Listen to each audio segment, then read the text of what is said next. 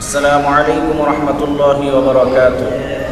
প্রিয় দিনী ভাইয়ের, আমি আপনাদের সামনে অত্যন্ত গুরুত্বপূর্ণ একটি মাসালা নিয়ে উপস্থিত হয়েছি। মাসালাটি হলো, কাপড়ের কোনো জায়গায় যদি নাপাক লেগে যায় এবং কোন জায়গায় নাপাক লেগেছে সেটা যদি না জানে, তাহলে এমত অবস্থায় কি করবে, সেই কাপড় কিভাবে পাক করতে হবে।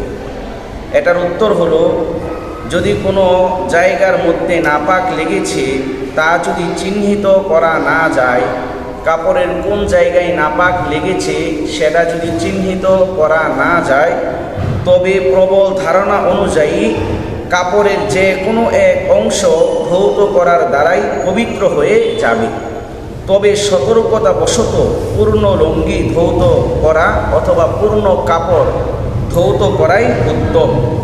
এটার দলিল হলো আল বাহরুর রায়ে 1 নম্বর খণ্ড 383 পৃষ্ঠা এবং ফাতওয়ায়ে মাহমুদিয়া 5 নম্বর খণ্ড 256 পৃষ্ঠা এবং আদ-দুররুল মুখতার 1 নম্বর খণ্ড 328 পৃষ্ঠা।